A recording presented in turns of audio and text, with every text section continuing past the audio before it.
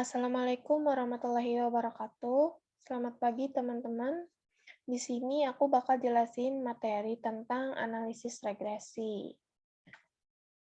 Nah, sebelumnya apa sih analisis regresi itu? Adalah suatu persamaan matematis yang mendefinisikan hubungan antara dua variabel atau lebih, yaitu di antara variabel tidak bebas dan variabel bebas. Bentuk persamaannya itu untuk populasi, Y besar sama dengan A besar plus B besar X, dan untuk sampel itu, Y bar sama dengan A plus BX. Jadi, cuman beda di besar kecil hurufnya aja ya. Nah, ada juga istilah diagram pencar atau scatter diagram. Nah, ini tuh juga biasa disebut dengan diagram sebar, adalah gambaran yang menunjukkan kemungkinan hubungan, korelasi, antara pasangan dua macam variabel dan menunjukkan keeratan hubungan antara dua variabel tersebut yang sering diwujudkan sebagai koefisien korelasi. Mungkin selanjutnya bisa dibaca aja ya. Lalu ini ada contoh diagram pencarnya gitu ya.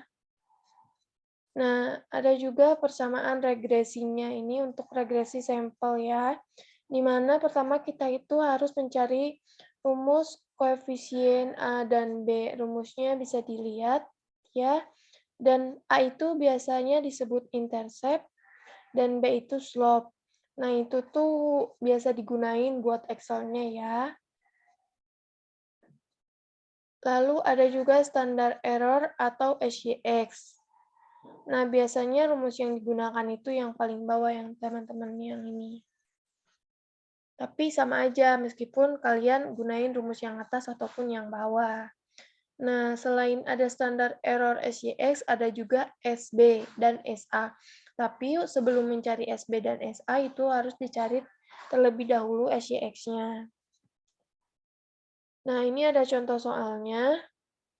Pengeluaran untuk konsumsi rumah tangga berkaitan dengan pendapatan rumah tangga. Data yang diperoleh sebagai berikut. Pendapatannya itu X dan pengeluarannya itu Y. Datanya sudah ada ya. Ada 8 data. Nah, pertama, tentukanlah persamaan regresinya. Berarti dicari A plus B-nya dulu. Lalu yang B itu perkirakanlah besarnya pengeluaran untuk konsumsi jika pendapatan sebesar 650.000. Yang C itu koefisien korelasi, dan yang D itu koefisien determinasi. Itu dijelasinnya nanti ya sama Kafira. Dia yang bagian jelasin korelasinya.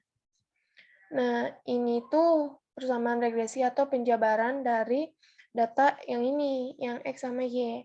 Jadi, untuk materi regresi ini, ketika sudah ada kolom X dan Y, kita harus mencari kolom X kuadrat, Y kuadrat, dan XY.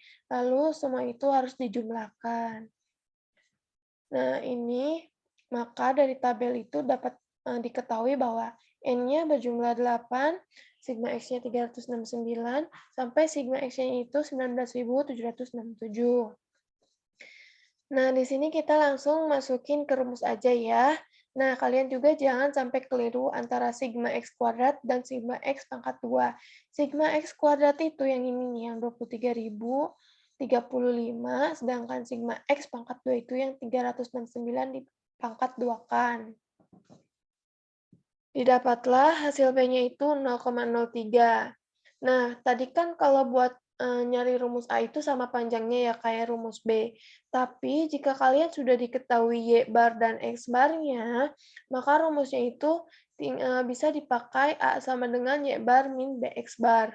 Di mana di sini sudah diketahui ya Y bar sama X barnya, didapatlah A-nya itu 40,23. Sehingga persamaan regresinya itu adalah Y sama dengan 40,23 plus 0,03X. Lalu untuk yang B-nya, jika X sama dengan 650.000, maka Y sama dengan 40,23 ditambah 0,03 dikali 650.000. Dapatlah hasilnya itu Y sama dengan 19.540,23. Nah, ada juga materi tentang pendugaan interval, di mana ada dua pendugaannya, pendugaan interval dengan nilai tengah Y, dan juga pendugaan interval nilai koefisien A dan B. Nah, sebenarnya materi ini sama aja ya sama materi hipotesa sebelumnya gitu ya, di mana ada rumusan hipotesanya, kemudian ditentukan taraf nyatanya, lalu menentukan uji nilai T-nya, sampai yang terakhir itu membuat kesimpulan. Nah, ini adalah yang pertama H0, B lebih kecil dari 0, dan HA, B lebih besar dari 0. Di mana jika untuk rumusan ini tuh pengaruh X terhadap Y positif. Artinya ada hubungannya gitu ya antara X dan Y-nya. Di nilai yang B itu H0, B lebih besar sama dengan 0 gitu ya, di mana H-nya itu B lebih kecil dari 0, artinya pengaruh X terhadap Y negatif. Dan untuk yang terakhir itu H0, B sama dengan 0, dan HA, B tidak sama dengan 0 itu artinya X mempengaruhi Y. Nah, ada A, ada B, tinggal diganti aja gitu. Kalau yang koefisien A berarti pakai A, kalau yang koefisien B berarti pakai B.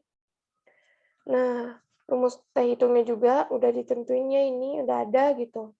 Harus dicari SB, kemudian untuk B0-nya itu biasanya diketahui di soalnya ya. Untuk nilai B itu nilai B kayak yang tadi kita cari, kayak gitu. Nah, seperti biasa, H0 itu akan diterima jika T hitung lebih kecil dari T tabel ya, teman-teman. Kita masuk ke contoh soal. Nah, di sini ada contoh soalnya. Direktur keuangan suatu perusahaan beranggapan bahwa tidak ada pengaruh besar upah mingguan terhadap pengeluaran konsumsi mingguan. Untuk menguji pendapatannya itu, dilakukan penelitian terhadap 5 orang karyawan yang dipilih secara acak. Setelah ditanya tentang besarnya upah per minggu, atau sama dengan X, dan besarnya pengeluaran konsumsi Y, diperoleh datanya sebagai berikut. Nah, harus dicari hipotesis bahwa nilai A kurang dari 5 dan digunakan alfa sebesar 5%. Lalu yang B itu buatlah pendugaan interval 1 min alfa sama dengan 0,9.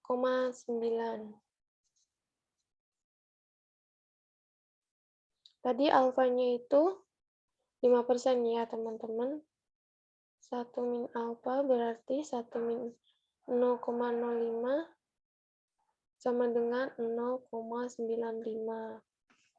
Untuk yang B-nya, nah yang pertama dirumuskan terlebih dahulu, di mana di sini 0 itu A lebih besar sama dengan 0,05 dan HA-nya itu A kurang dari 0,5.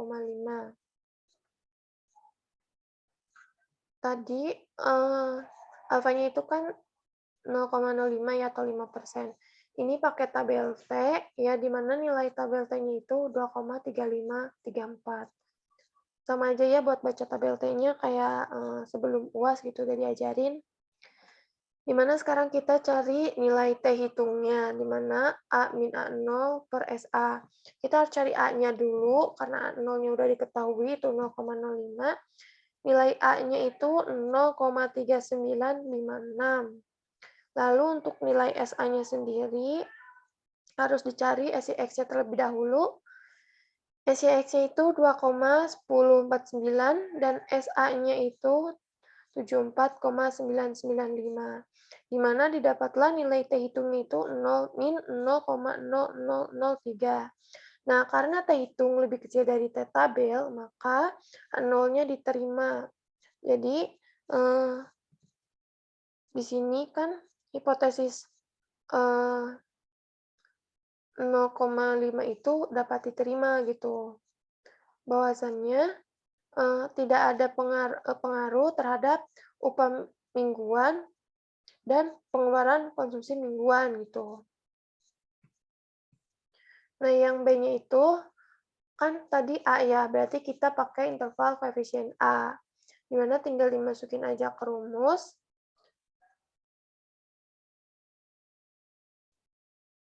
Oke, udah bisa dilihat ya, di mana sini SA-nya udah diketahui, kemudian T setengah alfanya juga.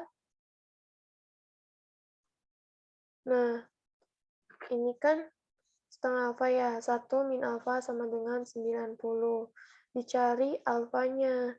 Nah, jadi dipindah ruaskan, 1 min alfa jadinya alfa sama dengan 1 min 0,90 atau 0,10. Dimana karena dipakainya itu setengah alfa, ini kan dua arah ya. Jadi 0,05, dimana nilai T hitungnya itu jadi 2,3534. Nah, di sini dapatlah hasilnya itu A kurang dari sama dengan 176, sekian, dan A lebih besar dari sama dengan minus 176, sekian. Nah, maka dapat disimpulkan dengan tingkat keyakinan sebesar 95%, tingkat keyakinan 90% ya teman-teman, maaf ini ada kekeliruan, typo gitu ya. Nah, kita dapat menyimpulkan bahwa interval antara minus 176 dan 176 akan memuat A, atau P, A kurang dari sama dengan 176, A lebih besar dari minus 176 sama dengan 0,90. Artinya probabilitas bahwa interval antara nilai sekian akan memuat A, seperti itu. Ini tuh 90 ya.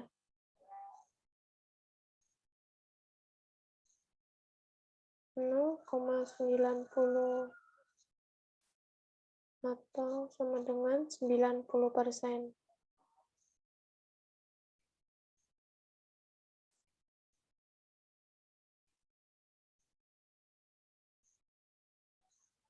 Nah, jadi ini dari sini ya.